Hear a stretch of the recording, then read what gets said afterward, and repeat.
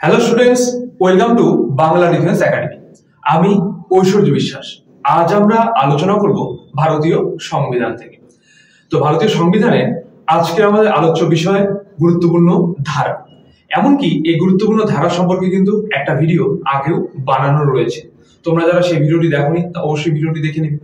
তো আজকে কিন্তু সেই ধারার যে ভিডিওটা সেটা সঙ্গে কিছু গুরুত্বপূর্ণ এমসিকিউ নিয়ে আমরা আলোচনা করব। এই এমসিকিউ গুলো কোনগুলি দেখো, এই যে 5 তারিখ থেকে 13 তারিখ পর্যন্ত যে ফেব্রুয়ারি মাসের শিফটগুলো হলো, পরীক্ষাগুলো হলো, সেই পরীক্ষাতে কি রকম টাইপের প্রশ্ন এসছে বা আগেও যে শিফটগুলো আছে সেগুলোতে কি রকম টাইপের প্রশ্ন আসবে তার উপর ভিত্তি করে কিন্তু আজকের এই ক্লাসটি। তো প্রথমে আমরা গুরুত্বপূর্ণ ধারাগুলো একবার দেখে নেব, ঠিক আছে, রিভিশন ক্লাস যেহেতু। আবার তারপরে কিন্তু এর উপর থেকে কিছু এমসিকিউ প্রশ্ন কিন্তু আজকে আমরা দেখে নিব, ঠিক আছে। তো তোমরা অবশ্যই ক্লাসটির সঙ্গে থাকো। তোমাদের যাতে আগামীতে পরীক্ষা রয়েছে তার জন্য অনেক অনেক শুভকামনা। তোমরা অবশ্যই ভালো মতন পড়াশোনা করো, ঠিক আছে। তো চলো প্রথমে শুরু করি। দেখো কি রয়েছে। ভারতের মূল সংবিধানে 395টি ধারা ছিল। অর্থাৎ মূল সংবিধান বলতে এটাকে বোঝানো হয়েছে যখন ভারতীয় সংবিধান কার্যকরী হয়েছিল 1950 সালে 26শে জানুয়ারি, সেই সময়টাতে ধারা ছিল 395টি, ঠিক আছে। দেখো 2024 সালে ভারতীয় সংবিধানে কয়টি ধারা আছে। এবার কেউ যদি প্রশ্ন করে, আচ্ছা বলো তো 2024 সালে তাহলে সংবিধানের কতগুলি ধারা আছে, তাহলে এটা কিন্তু অ্যান্সার হয়ে যাবে 470টি।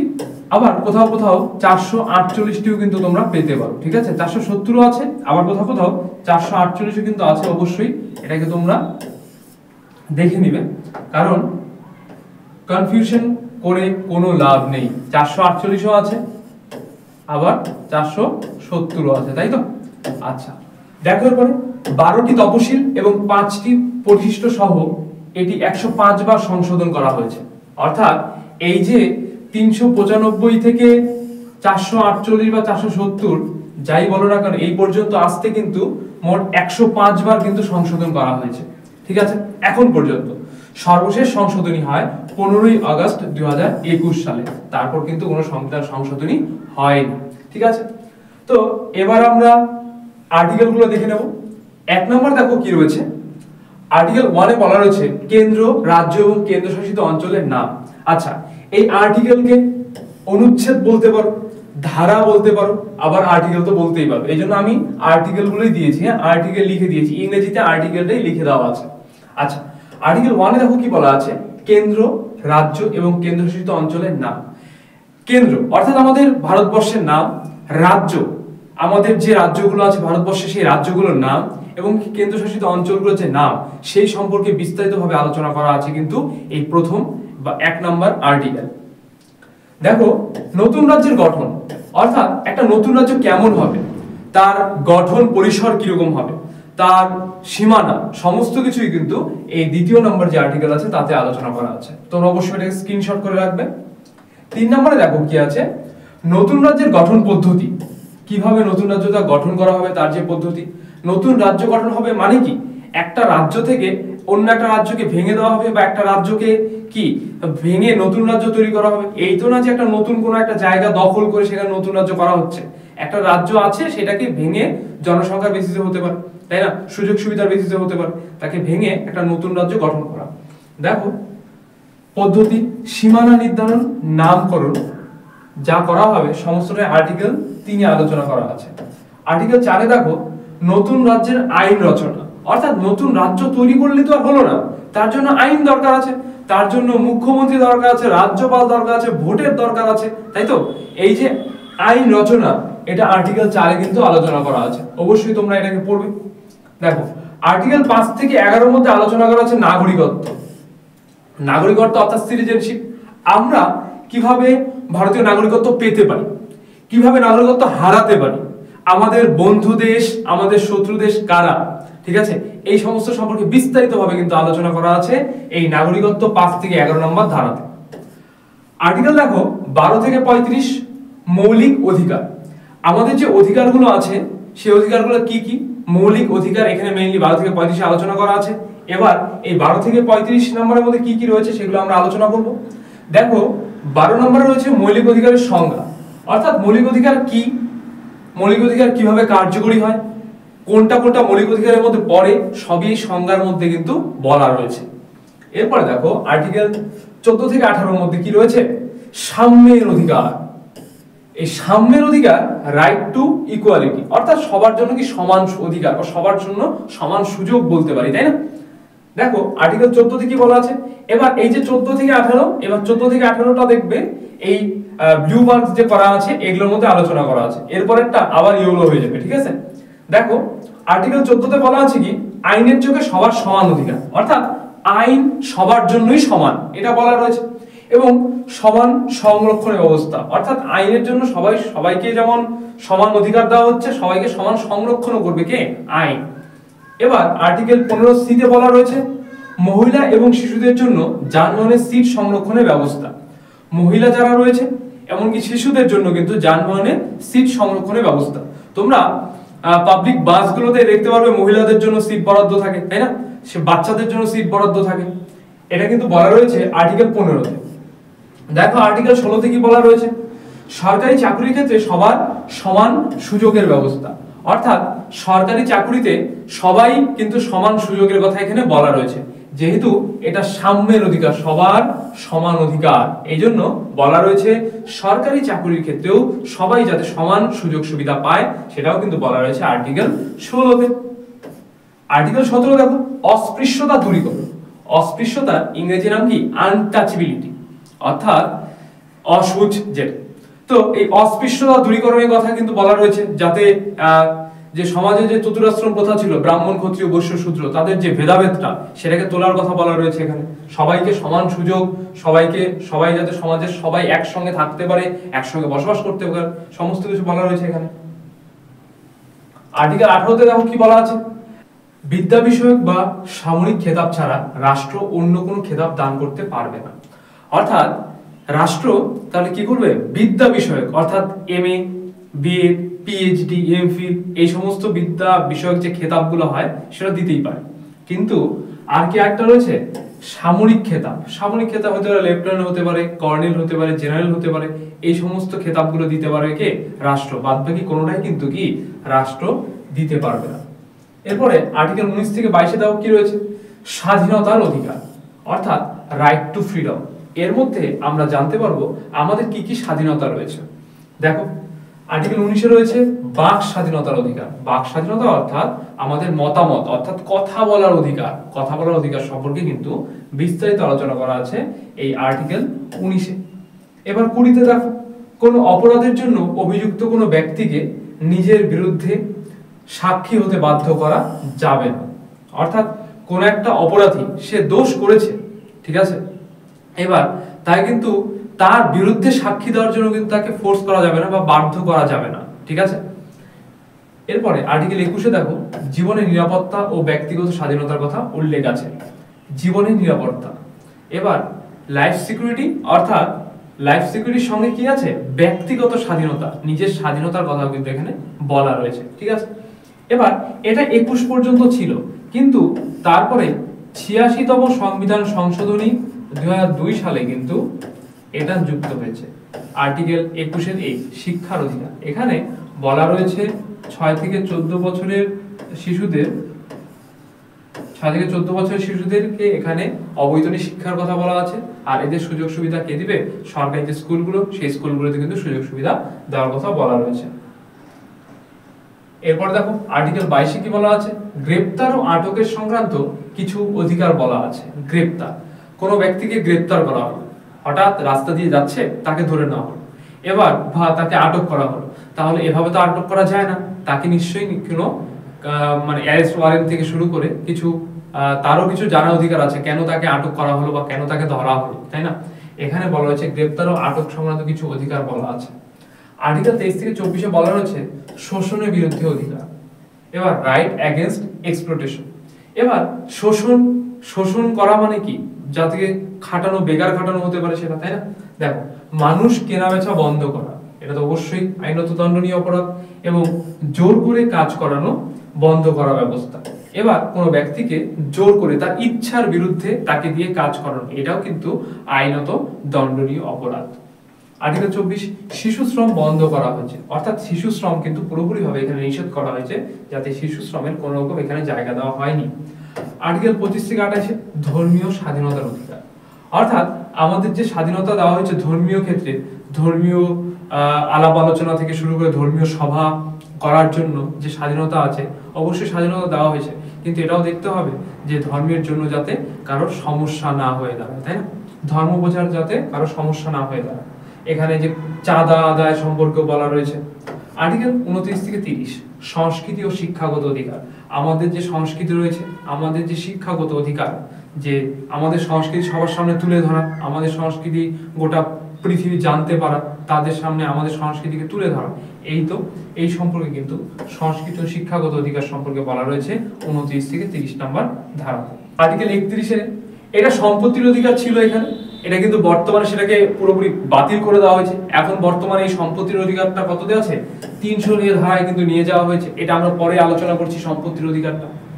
দেখো আর্টিকেল 32 থেকে 35 শাসনতান্ত্রিক প্রতিবিধানের অধিকার, রাইট টু কনস্টিটিউশনাল রেমেডিস। এখানে 32 নম্বরটার মধ্যে দেওয়া রয়েছে, দেখো সংবিধানের মৌলিক অধিকার প্রতিবিধানের জন্য সুপ্রিম কোর্ট 5 রকমের লেখ জারি করতে পারে, অর্থাৎ 5 রকমের আইন বলতে পারো জারি করতে পারে, নির্দেশ বা রিট জারি করতে পারে, যাতে অবশ্যই সবাই মৌলিক অধিকারগুলি সুযোগ পায়, মৌলিক অধিকার সুযোগ পেয়ে থাকে। দেখো 36 থেকে 51 রাষ্ট্র পরিচালনার নির্দেশমূলক নীতি, অর্থাৎ DPSP, directive principle of state policy. অর্থাৎ এর আগে আমরা পড়লাম মৌলিক অধিকার সম্পর্কে। মৌলিক অধিকারের মধ্যে আমাদের কি কি অধিকার আছে সেগুলো আমরা জানতে পারবো, কিন্তু রাষ্ট্র বা রাজ্য পরিচালনা করার জন্য তো কিছু নিয়ম কানুন দরকার আছে। সেই নিয়ম কানুনগুলো কিন্তু এখানে ডিপিএসপি অর্থাৎ directive principle of state policy অর্থাৎ রাষ্ট্র পরিচালনা নির্দেশমূলক নীতির মধ্যে আলোচনা করা আছে বিস্তারিতভাবে। তো এবার আমরা এখানকার মধ্যে যে 36 থেকে 51 নম্বর যে ধারাগুলো আছে, সেই ধারাগুলোর মধ্যে সবচেয়ে গুরুত্বপূর্ণ যে ধারাগুলো, যেগুলো বারবার বিভিন্ন পরীক্ষায় এসেছে, সেগুলো সম্পর্কে কিন্তু জেনে নিন। দেখো আর্টিকেল 40 আছে কি গ্রাম পঞ্চায়েতের ব্যবস্থা, অর্থাৎ আমাদের গ্রামগুলোতে যে পঞ্চায়েত ব্যবস্থা আছে, সেই পঞ্চায়েত ব্যবস্থা কি রকম, কিভাবে পঞ্চায়েত ব্যবস্থাটা কাজ করে, এই যে ত্রিস্তরীয় পঞ্চায়েত ব্যবস্থা, বিভিন্ন রকম ভাবে কিন্তু এখানে আলোচনা করা রয়েছে। এরপর আর্টিকেল 41 বেকার ও বার্ধক্য ভাতা, বেকারদের জন্য এবং যারা বয়স্ক 60 বছরের ঊর্ধ্বে যাদের বয়স, তাদের জন্য ভাতার কিন্তু ব্যবস্থা করা। আচ্ছা নেক্সট দেখো আর্টিকেল 44 ইউনিফর্ম সিভিল কোড সম্পর্কে এখানে আলোচনা করা আছে। এরপর আর্টিকেল 45 অবৈতনিক বাধ্যতামূলক শিশু শিক্ষা, শিশুদের জন্য অবৈতনিক এবং বাধ্যতামূলক শিক্ষার কথা বলা আছে, যেখানে কিনা শিশুদেরকে অবশ্যই শিক্ষিত করে তুলতে হবে। 6 থেকে 14 বছরের শিশুদেরকে অবশ্যই শিক্ষার কথা বলা রয়েছে এখানে, তাই না? এখানে শিশুদের যদি গার্জিয়ান কিংবা তার বাবা মার অনুপস্থিতিতে যে গার্জিয়ান যে থাকবে, তাদেরও কিন্তু উচিত তার বাচ্চাদেরকে অবশ্যই 6 থেকে 14 বছর পর্যন্ত শিশুদেরকে শিক্ষাদানের কথা বলা রয়েছে। আর্টিকেল 47 দেখো রাজ্যে মদ নিষিদ্ধ করার নির্দেশ, রাজ্যে মদ নিষিদ্ধ করার কথা কিন্তু আর্টিকেল 47 আলোচনা করা আছে।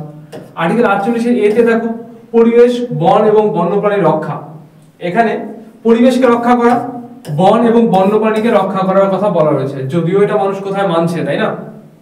দেখো আর্টিকেল 49 মনুমেন্ট, জাতীয় সৌধ এবং ঐতিহাসিক স্থান সংরক্ষণ ও রক্ষা, অর্থাৎ ভারতের যে ঐতিহাসিক স্থানগুলো আছে, যে মন্দির, মসজিদ বা বড় বড় স্মৃতিসৌধ যেগুলো আছে, সেগুলোকে রক্ষা করা আমাদের কিন্তু কি অবশ্যই দায়িত্ব, কর্তব্য, যাই বলো না কেন, যাতে আমরা আমাদের ঐতিহ্যকে ধরে রাখতে পারি, তাই না? নেক্সট দেখো আর্টিকেল 51A, দেখো 51A আছে অথচ ইয়েলো মার্ক করা, কারণ এখানে 11টি মৌলিক কর্তব্য এই ধারায় বর্ণিত আছে, এই জন্য এটাকে ইয়েলো মার্ক করা আছে। মৌলিক অধিকার পড়লাম, আমাদের যে দেশের আইন কানুন, DPSP, directive principle of state policy জানলাম। এবার এখানে আমাদের যে কিছু মৌলিক কর্তব্য আছে, সেই কর্তব্যগুলো কিন্তু এখানে আমরা জানব। এবার এখানে মৌলিক কর্তব্যের মধ্যে হতে পারে জাতীয় পতাকাকে সম্মান করা, জাতীয় সঙ্গীতকে সম্মান করা, তাই না? এরকম হতেই পারে। এরপর আর্টিকেল 52 থেকে 62 এমনকি 72, এখানে কি সম্পর্কে আলোচনা করা আছে? রাষ্ট্রপতি সম্পর্কে আলোচনা করা আছে। এবার এই যে 52 থেকে 62 মধ্যে যে সমস্ত গুরুত্বপূর্ণ রাষ্ট্রপতি সম্পর্কে যে ধারাগুলো আছে, সেগুলো দেখো নিচে দেওয়া রয়েছে। আর্টিকেল 52 তে আছে দেখো ভারতের রাষ্ট্রপতি, অর্থাৎ ভারতের একজন রাষ্ট্রপতি থাকবেন, ভারতের রাষ্ট্রপতি আছে বা থাকবেন এটা কিন্তু বলা রয়েছে এই আর্টিকেল 52-তে। আর্টিকেল 54-তে রাষ্ট্রপতি নির্বাচন, অর্থাৎ রাষ্ট্রপতি নির্বাচন কিভাবে হবে। রাষ্ট্রপতি কি সরাসরি নির্বাচিত হয়? সরাসরি তো হয় না। আমরা কি সরাসরি রাষ্ট্রপতি নির্বাচন করতে পারি? পারি না তো, তাই না? আমরা কিন্তু পরোক্ষভাবে রাষ্ট্রপতিকে নির্বাচন করে থাকি, তাই না? দেখো আর্টিকেল 55 রাষ্ট্রপতি নির্বাচন পদ্ধতি। এবার রাষ্ট্রপতি প্রথমটা বললাম, ভারতের রাষ্ট্রপতি একজন থাকবেন, রাষ্ট্রপতি তারপর একটা নির্বাচন হবে। রাষ্ট্র নির্বাচন পদ্ধতিটা কিরকম ভাবে হবে রাষ্ট্রপতি নির্বাচন পদ্ধতি, সেটা আমরা জানবো এখানে আর্টিকেল 55-তে। আর্টিকেল 61 দেখো কি আছে, রাষ্ট্রপতি অপসারণ বা ইমপিচমেন্ট পদ্ধতি। এবার রাষ্ট্রপতি কোনো একটা ভুল ভ্রান্তি করলো বা রাষ্ট্রপতি কোনো একটা সমস্যার কারণে রাষ্ট্রপতি তার নিজের কাজ সঠিকভাবে করতে পারলো না, সেই সময় রাষ্ট্রপতিকে ইমপিচমেন্ট বা অপসারণ করা যেতে পারে। সেই যে অপসারণ পদ্ধতিটা সেটা কিন্তু আর্টিকেল 61-তে আলোচনা করা আছে। এরপর আর্টিকেল 63 থেকে আর্টিকেল 69 উপরাষ্ট্রপতি সম্পর্কে আলোচনা করা আছে। দেখো আর্টিকেল 79 থেকে 106 এখানে সংসদ অর্থাৎ ভেরি ভেরি ইম্পর্টেন্ট পার্লামেন্ট সম্পর্কে কিন্তু আলোচনা করা আছে। দেখো আর্টিকেল 72 রাষ্ট্রপতি কোন আসামির মৃত্যুদণ্ড রদ করতে পারে এই ধারায় অনুযায়ী। আচ্ছা 72টা এখানে এক্সট্রা করে, আচ্ছা এখানে একটু সমস্যা হয়ে গেছে, হ্যাঁ 72 75টা এক্সট্রা হয়ে গেছে, 72 75 76 এটার পরে এই পয়েন্টটা এখানে হতো। আচ্ছা দেখো গ্র্যান্ড পার্ডন যাকে বলা হয়, যে কোনো রাষ্ট্রপতি যদি চায় যে কোনো একটা আসামির যার মৃত্যুদণ্ড দেওয়া হয়ে গেছে, ফাঁসির সাজা দেওয়া হয়েছে, সেই ব্যক্তিকেও কিন্তু রাষ্ট্রপতি চাইলে মুক্ত করতে পারে, ঠিক আছে? যাবজ্জীবন কারাদণ্ডে দণ্ডিত ব্যক্তিকেও কিন্তু সে রাষ্ট্রপতি যদি চায় তাহলে সে মুক্ত করতে পারে। এটা ভেরি ভেরি ইম্পর্টেন্ট। রাষ্ট্রপতি কোনো আসামির মৃত্যুদণ্ড রোধ করতে পারে এই ধারা অনুযায়ী, আর্টিকেল 72 অনুযায়ী। এরপরে আর্টিকেল 75-এর 3 দেখো, মন্ত্রিপরিষদ লোকসভার নিকট দায়বদ্ধ থাকবে।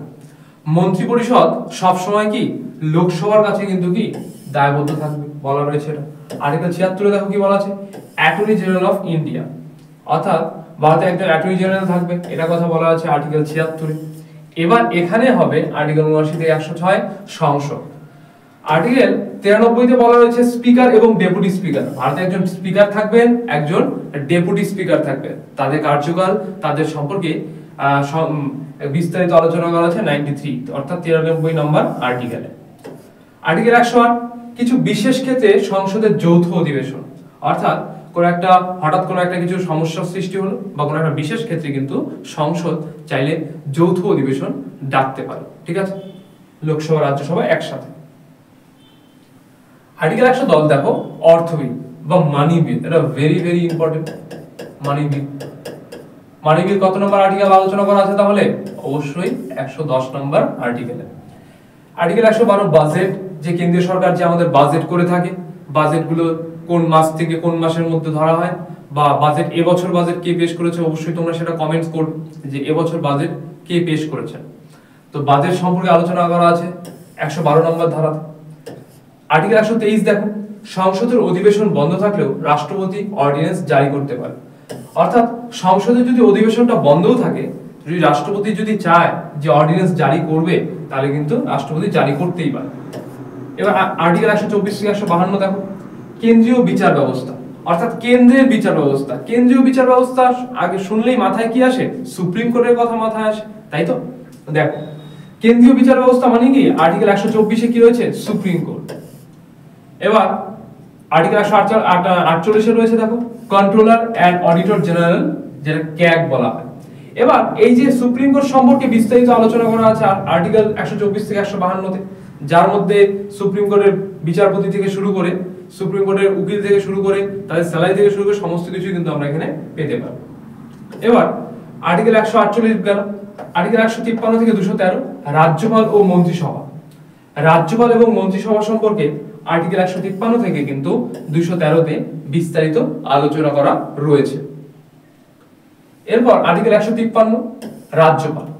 153-তে সেপারেটলি রাজ্যপাল সম্পর্কে আলোচনা করা আছে।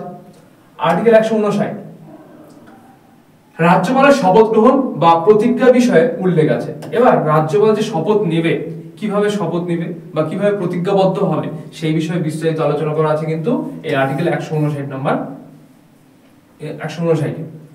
আর্টিকেল দেখো 165 অ্যাডভোকেট জেনারেল। অ্যাডভোকেট জেনারেল সম্পর্কে বিস্তারিত আলোচনা করা আছে 165 নম্বর ধারাতে। এবার আর্টিকেল 169 রাজ্যসমূহে বিধান পরিষদের বিলোপন বা সৃষ্টির কথা বলা আছে। এবার রাজ্যসমূহে বা রাজ্যগুলিতে বিধান পরিষদ গঠন বা বিধান পরিষদ যে সৃষ্টি হয় বা হবে সেটার জন্য বা করার কথা কিন্তু এই আর্টিকেল 169 কিন্তু আলোচনা করা আছে। আর্টিকেল 214 থেকে 226 এটাতে হাইকোর্ট আলোচনা করা আছে। আগেরটাতে আমরা কিন্তু দেখলাম, দেখো এখানে কেন্দ্রীয় বিচার ব্যবস্থা সুপ্রিম কোর্ট দেখলাম 124-এ, এবার হাইকোর্ট দেখো আছে 214 থেকে 226 হাইকোর্ট, যেটা কিনা সুপ্রিম কোর্ট বা কেন্দ্রীয় আইনসভা কি করে, প্রত্যেকটা রাজ্যের থেকে রাজ্যের যে সমস্ত বিচার ব্যবস্থা সেটাকে কন্ট্রোল করে সুপ্রিম কোর্ট। এবার রাজ্যের বিচার ব্যবস্থার যে প্রধান সেটা হলো কি, অবশ্যই হাইকোর্ট, তাই তো। দেখো 226-এ কি বলা আছে, কিছু বিশেষ ক্ষেত্রে হাইকোর্টের রিট জারি করার ক্ষমতা। কিছু বিশেষ ক্ষেত্রে মানে স্পেশালি কিছু কিছু জায়গায় হাইকোর্ট সেখানে কিন্তু রিট জারি করতে পারে বা নির্দেশ জারি করতে পারে, এটা বলা আছে। এরপর 243 থেকে 243 ওতে দেখো পঞ্চায়েত ব্যবস্থা সম্পর্কে কিন্তু বিস্তারিত আলোচনা করা হয়েছে। এখানে ত্রিস্তরীয় পঞ্চায়েত ব্যবস্থা পুরোটা এখানে ডিটেইলসে আলোচনা করা আছে। 326 দেখো, প্রত্যেক প্রাপ্তবয়স্ক নাগরিককে ভোটাধিকার দেওয়া হয়েছে, অর্থাৎ প্রত্যেকজন যারা প্রাপ্তবয়স্ক ব্যক্তি, যারা 18 বছরের বেশি বয়স যাদের, তাদের কিন্তু ভোট অধিকার দেওয়া হয়েছে। তারা কিন্তু চাইলে ভোট দিতে পারবে, তাই না? ভোটের অধিকার থাকলে অবশ্যই আমরা প্রধানমন্ত্রী মুখ্যমন্ত্রীকে আমরা নির্বাচন করতে পারি। আচ্ছা, নেক্সট দেখো আর্টিকেল 335, চাকরির ক্ষেত্রে এসসি, এটা এসটি হবে, এসটি দের সংরক্ষণের ব্যবস্থা। কোন সরকারি চাকরির ক্ষেত্রে এসসি আর এসটি দের কিন্তু সংরক্ষণের ব্যবস্থা করা, কারণ সংখ্যালঘুদেরকে যারা এগিয়ে যেতে পারে সেই জন্য তাদেরকে সংরক্ষণের ব্যবস্থার কথা বলা রয়েছে। এটা আর্টিকেল 335 আলোচনা করা আছে। এরপর আর্টিকেল 343, কেন্দ্রের সরকারি ভাষা, অর্থাৎ আমাদের যে ভাষাগুলো রয়েছে, টোটাল ভারতীয় সংবিধানে বর্তমানে ভাষা কতগুলি আছে, 22টি ভাষা আছে। এই ভাষাগুলো সম্পর্কে এখানে আলোচনা করা আছে 343 নম্বর ধারাতে। এর মধ্যে এরপরে আছে মাতৃভাষা সম্পর্কে আলোচনা করা আছে, তাই না? আর্টিকেল 352 দেখো, দেশে জাতীয় জরুরি অবস্থা ঘোষণা করা। দেশে একটা গোটা দেশ কোথাও একটা সমস্যায় পড়লো, দেশের সমস্যা কল্পে সেখানে কিন্তু জাতীয় জরুরি অবস্থা ঘোষণা করা হয়, এটা 352 নম্বর ধারাতে বলা রয়েছে। 356-তে দেখো, রাজ্য জরুরি অবস্থা। প্রথমটা গেল 352, এটা দেশের জরুরি অবস্থা। এবার পরে না রাজ্য সমস্যায় পড়েছে বা রাজ্যের সমস্যা সমাধান কল্পে কিন্তু সেখানে রাজ্যের জরুরি অবস্থা ঘোষণা করা হয়। এরপর 360-এ দেখো বলা হয়েছে আর্থিক জরুরি অবস্থা। আগেরটাতে আমরা দেখলাম যে দেশের জাতীয় জরুরি অবস্থা 352, রাজ্য জরুরি অবস্থা 356, আর রয়েছে এদিকে দেখো 360-এ কিন্তু রয়েছে আর্থিক জরুরি অবস্থা ঘোষণা করা, এটা রয়েছে 360। এবার 368-তে দেখো রয়েছে সংসদের অনুমোদন সাপেক্ষে সংবিধান সংশোধন অধিকার, অর্থাৎ সংবিধানের যে ভুল ভ্রান্তি বা সংবিধান নতুন কিছু আপডেট, যেটাকে বর্তমান ভাষায় যেটা আপডেট বলা হয়, সে আপডেট করার জন্য বা নতুন কিছু সংযোজন করার জন্য সেটা কিন্তু কি সংশোধনের কথা বলা হয়েছে কত, আর্টিকেল 368। 368-তে এখানে অ্যামেন্ডমেন্ট অফ ইন্ডিয়ান কনস্টিটিউশন সম্পর্কে বলা রয়েছে। আর্টিকেল 370, জম্মু ও কাশ্মীরের জন্য বিশেষ আইন সম্পর্কে কিন্তু বলা রয়েছে এই 370 নম্বর ধারাতে। তো দেখো এবার আমরা এই ক্লাসের উপর ভিত্তি করে এমসিকিউ কিছু প্র্যাকটিস করব। দেখে নাও প্রথম প্রশ্ন তোমাদের সামনে চলে এসেছে। আশা করা যায় তোমাদেরকে বলে দিতে হবে না এগুলো কোন প্রশ্নগুলো, তাই তো? তো দেখো প্রথম প্রশ্ন কি রয়েছে, ভারতের সংবিধানের ড্যাশ ধারাতে বলা হয়েছে যে রাজ্য ভারতের ভূখণ্ড জুড়ে নাগরিকদের জন্য একটি অভিন্ন নাগরিক আইন সুরক্ষিত করার চেষ্টা করবে। কত নম্বর ধারাতে এটি বলা রয়েছে? এ নম্বরে বলা রয়েছে 44 নম্বর ধারা, বিতে বলা রয়েছে 49 নম্বর ধারা, সিতে বলা রয়েছে 42 নম্বর ধারা, নাকি ডিতে বলা রয়েছে 40 নম্বর ধারা? তাহলে এটার কিন্তু অ্যান্সার হয়ে যাবে অপশন এ, 44 নম্বর ধারাতে। তাহলে বলা রয়েছে ভারতের সংবিধানের 44 নম্বর ধারাতে বলা হয়েছে যে রাজ্য ভারতের ভূখণ্ড জুড়ে নাগরিকদের জন্য একটি অভিন্ন নাগরিক আইন সুরক্ষিত করার চেষ্টা করবে। নেক্সট প্রশ্ন দেখো, জম্মু ও কাশ্মীরকে অনুচ্ছেদ ড্যাশের অধীনে বিশেষ মর্যাদা দেওয়া হয়েছে। আমি সর্বশেষ বললাম, তাই তো? দেখো অপশন এতে রয়েছে 370, বিতে 100, সিতে 111 আর ডিতে 12 নম্বর ধারা। তাহলে প্রত্যেকটাই ধারা, তাহলে এটার ক্ষেত্রে কিন্তু অ্যান্সার হয়ে যাবে কি অপশন এ, 370 নম্বর ধারা। 370 নম্বর ধারাতে বা অনুচ্ছেদেই কিন্তু অধীনে বিশেষ মর্যাদা দেওয়া হয়েছে কাকে, জম্মু ও কাশ্মীরকে। দেখো এক্সট্রা পয়েন্টও দেওয়া রয়েছে। জম্মু ও কাশ্মীরকে বিশেষ মর্যাদা দেওয়া হয়েছে। 370 অনুচ্ছেদটি 1954 থেকে 2019 সাল পর্যন্ত কিন্তু এর দ্বারা পরিচালিত হয়েছিল। তারপর কিন্তু 2019 সালে পরে এটাকে বাতিল করে দেওয়া হয়। জম্মু ও কাশ্মীরের পুনর্গঠনায় 2019 জম্মু ও কাশ্মীরকে কেন্দ্রশাসিত অঞ্চল এবং লাদাখ কেন্দ্রশাসিত অঞ্চল হিসেবে বিভক্ত করার জন্য সংসদ পাস হয়েছিল। তারপরে থেকেই কিন্তু এটা বাতিল হয়ে যায়, তাই তো। দেখো পরের প্রশ্ন কি রয়েছে। ভারতের সংবিধানের ধারা 76 ড্যাশের সাথে সম্পর্কিত। এবার দেখো এখানে ধারা দেওয়া রয়েছে, কিন্তু এই ধারার মধ্যে বিষয়বস্তু কি ছিল বা কিসের সঙ্গে সম্পর্কিত সেটাই জানতে চাওয়া হয়েছে। অপশন এতে দেখা রয়েছে অ্যাটর্নি জেনারেল, বিতে রয়েছে মন্ত্রী পরিষদ, সিতে রয়েছে ভারতের গভর্নর, আর ডিতে রয়েছে স্বরাষ্ট্রমন্ত্রী। তাহলে এর অ্যান্সার কিন্তু হয়ে যাবে অপশন এ অ্যাটর্নি জেনারেল। অর্থাৎ ভারতের সংবিধানের ধারা 76 কিন্তু অ্যাটর্নি জেনারেলের সঙ্গে সম্পর্কযুক্ত। দেখো 76 ভারতের জন্য অ্যাটর্নি জেনারেল নিয়োগ, দায়িত্ব, যোগ্যতা এবং ক্ষমতার সাথে সম্পর্কিত রয়েছে। ভারতের জন্য অ্যাটর্নি জেনারেল হলেন দেশের সর্বোচ্চ আইন কর্মকর্তা, তাই তো, এবং তিনি ভারত সরকারের আইন উপদেষ্টা হিসেবে কাজ করে থাকেন, ঠিক আছে, এই অ্যাটর্নি জেনারেল। এরপর অ্যাটর্নি জেনারেলের পার্লামেন্টের উভয় কক্ষের কথা বলার এবং কার্যক্রম করার কিন্তু অংশ নেওয়ার কিন্তু অধিকার রয়েছে, তবে ভোট দেওয়ার অধিকার কিন্তু অ্যাটর্নি জেনারেলের নেই। তো তাহলে আমরা এই এক্সট্রা পয়েন্টগুলো জেনে নিলাম।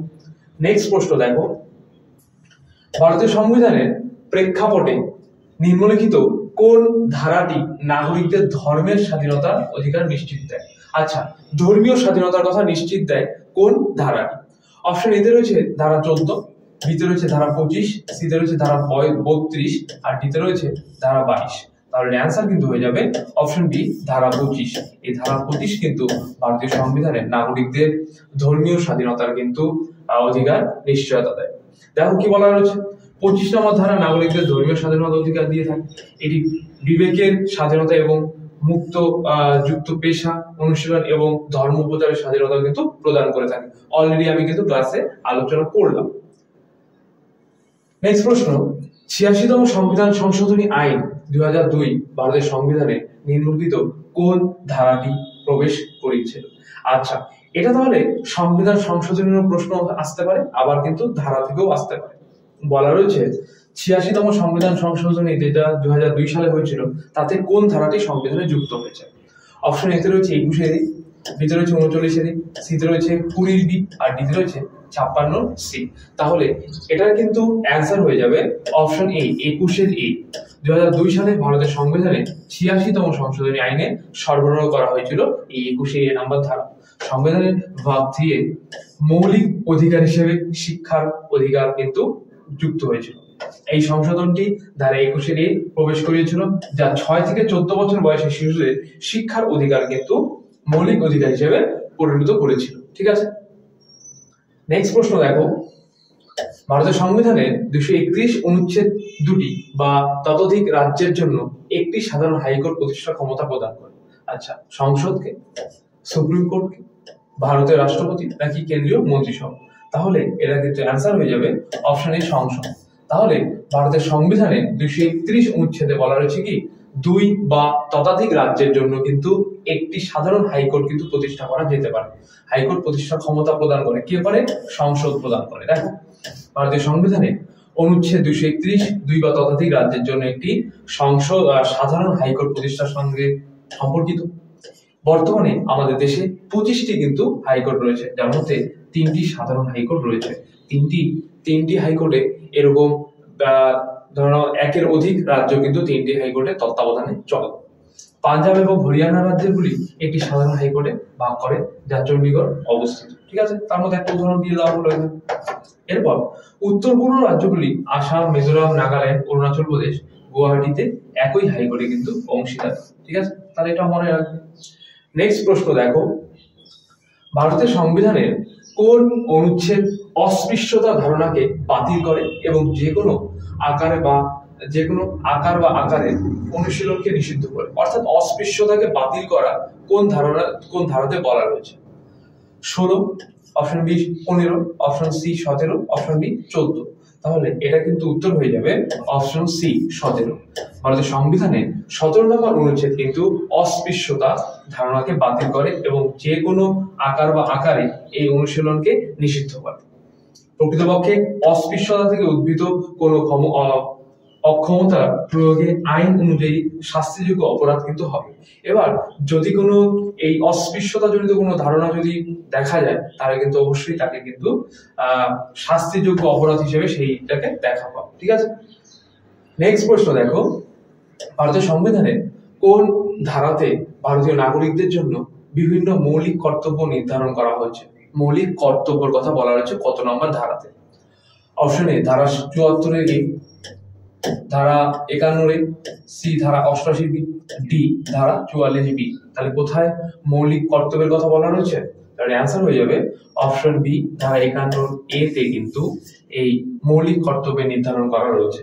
দেখো বিভিন্ন মৌলিক কর্তব্যের কথা বলা হয়েছে কি এই ধারা 51 এ তে। ভারতীয় সংবিধানের অংশ 4 এই মৌলিক দায়িত্বগুলি পরিচালনা করে দায়িত্ব বা মৌলিক কর্তব্যের কথা বলা রয়েছে। বর্তমানে 11টি মৌলিক দায়িত্ব রয়েছে। 42তম এবং 86তম সাংবিধানিক সংশোধনী আইনের দ্বারা সংবিধান সংশোধন করা হয়েছিল মৌলিক কর্তব্যগুলি যোগ করে। ঠিক আছে, তাহলে কি একটা 42তমতে হয়েছিল আর 86তম কত 2002 আমরা যেটা দেখলাম 2002 আর 42তমতে কিন্তু এই ভারতীয় সংবিধানে মৌলিক কর্তব্যগুলি যুক্ত করা হয়েছিল। নেক্সট প্রশ্ন, ভারতীয় সংবিধানের কোন ধারায় শিক্ষার অধিকার প্রদান করা হয়েছে? তো অপশন এ 23 নম্বর ধারা, বি 22 নম্বর ধারা, সি 21 এ নম্বর ধারা, নাকি ডি 20 নম্বর ধারা। তাহলে অ্যান্সার কিন্তু হয়ে যাবে অপশন সি 21 এ নম্বর ধারা। শিক্ষার অধিকার আইন আরটি রাইট টু এডুকেশন 2009 সালে শিশুদের বিনামূল্যে এবং বাধ্যতামূলক শিক্ষার কথা কিন্তু বলেছে। এটিকে 21 এ ধারা অধীনে মৌলিক অধিকার হিসেবে কিন্তু যুক্ত করা হয়েছে। 2002 সালে অত 86তম সংশোধনী সংবিধান তৃতীয় অংশে মৌলিক কর্তব্যের মধ্যে কিন্তু মৌলিক অধিকারের মধ্যে কিন্তু এই শিক্ষার অধিকারকে প্রদান হয়েছে, যাতে 6 থেকে 14 বছরের শিশুদের কিন্তু বাধ্যতামূলক শিক্ষার কথা বলা রয়েছে। নেক্সট প্রশ্ন দেখো, ভারতের সংবিধানের ধারা 368 কোনটির সাথে সম্পর্কিত? অপশন এতে রয়েছে কৃষি পদ্ধতি, বিতে রয়েছে সংসদ, সিতে রয়েছে কেন্দ্র রাজ্য সম্পর্ক, আর ডিতে রয়েছে সাংবিধানিক সংসদ। তাহলে অ্যান্সার কিন্তু হয়ে যাবে অপশন ডি সাংবিধানিক সংসদ। ভারতীয় সংবিধানের ধারা 368 তাদের সাংবিধানিক সংশোধনের সঙ্গে যুক্ত, যেটা আমরা কিছুক্ষণ আগে ক্লাসে আলোচনা করলাম। ভেরি ভেরি ইম্পর্টেন্ট একটা লাইন। এই ধরনের সংশোধনী সংসদের বিশেষ সংখ্যাগরিষ্ঠ যেমন লোকসভা এবং রাজ্যসভা দ্বারা হয়, এবং দ্বিতীয় প্রকারের সংশোধন হয় সংসদের বিশেষ সংখ্যাগরিষ্ঠ দ্বারা, যা মোট রাজ্যের অর্ধেক দ্বারা কিন্তু অনুসন্ধান বা অনুসমর্থন করে। আচ্ছা, তাহলে সংসদে দুই রকম ভাবে হতে পারে, একটা লোকসভা এবং রাজ্যসভাদের দ্বারা, আর একটা কি হতে পারে দেখো হতে পারে সংসদে বিশেষ সংখ্যাগরিষ্ঠতা দ্বারা কিন্তু হতে পারে, যেটা ভোটের মাধ্যমে কিন্তু হয়ে থাকে। নেক্সট প্রশ্ন, ভারতের সংবিধানে নিচের কোন অনুচ্ছেদ সংজ্ঞায়িত করা হয়েছে যে 14 বছরের কম বয়সী কোনো শিশুকে কোনো কারখানা বা খনিতে কাজ করতে বা অন্য কোনো বিপজ্জনক কর্মসংস্থানে নিযুক্ত করা যাবে না? অপশন এতে দেখা রয়েছে ধারা 89, বিতে রয়েছে ধারা 76, সিতে ধারা 24 আর ডিতে ধারা 34। তাহলে অ্যান্সার কিন্তু হয়ে যাবে অপশন সি ধারা 24। ভারতের সংবিধানের ধারা 24-এ সংজ্ঞায়িত করা হয়েছে যে 14 বছরের কম বয়সী কোনো শিশুকে কিন্তু কোনো কারখানা খনিতে কাজ করা বা অন্য কোনো বিপজ্জনক কর্মসংস্থানে কিন্তু নিযুক্ত করা যাবে না। ধারা 76-এ ভারতের অ্যাটর্নি জেনারেলের অফিস সম্পর্কে কিন্তু বলা রয়েছে। তাহলে অ্যাটর্নি জেনারেল ভারত সরকারের প্রধান আইনি উপদেষ্টা। তো আজকে এই পর্যন্তই। ভিডিওটি তোমাদের কেমন লাগলো অবশ্যই কমেন্টসে জানাবে। কোথাও যদি বুঝতে অসুবিধা হয় বা কোথাও কোনো রকম সমস্যা থাকে তা কমেন্টসে জানাবে, আমরা অবশ্যই তা সলভ করে দেবো। তোমরা যারা এখনো www.pacherpathshala.com এ প্রতি রবিবার করে মক টেস্ট দিচ্ছ না, তারা অবশ্যই মক টেস্ট দাও। আর সামনে মাত্র কয়টা দিন বাকি আছে তোমাদের পরীক্ষা শেষ হওয়ার, মানে আজ কিন্তু 14 তারিখ, তাই তো? তো 14 তারিখের পরের থেকে তোমাদের 25 তারিখ পর্যন্ত পরীক্ষা আছে। এই যে 14 তারিখ থেকে বা 15 তারিখ থেকে 25 তারিখের মধ্যে যাদের পরীক্ষা আছে, তোমরা কিন্তু অবশ্যই মক টেস্ট গুলো দাও। তাহলে এই যে এখন কিন্তু তোমরা দেখতেই পাচ্ছ যে প্রশ্ন লেভেল কিন্তু একটু হার্ড হচ্ছে, তাই তো? আমাদের সুজিত স্যারের অ্যানালাইসিস থেকে দেখবে যে কোশ্চেনের ধরন নিয়ে প্রত্যেকদিন তোমাদেরকে কিন্তু অ্যালার্ট করা হচ্ছে, তোমরা যাতে আরো বিশেষ করে বেশি গুরুত্ব দাও সাবজেক্ট গুলোকে। ঠিক আছে, তো তোমরা অবশ্যই সেই মক টেস্টটা দাও। মক টেস্টের সময় প্রতি রবিবার সকাল 10টা থেকে রাত 10টা পর্যন্ত। এমনকি সেই মক টেস্ট কিন্তু পরের দিন অর্থাৎ সোমবার কিন্তু সেই সকাল 10টার মধ্যে তোমরা সেই মক টেস্টের রেজাল্ট কিন্তু দেখতে পারবে। তো ভিডিওটি তোমাকে শেষ করে দেখার জন্য অসংখ্য ধন্যবাদ। দেখা হচ্ছে আগামী নতুন কোনো ভিডিওতে।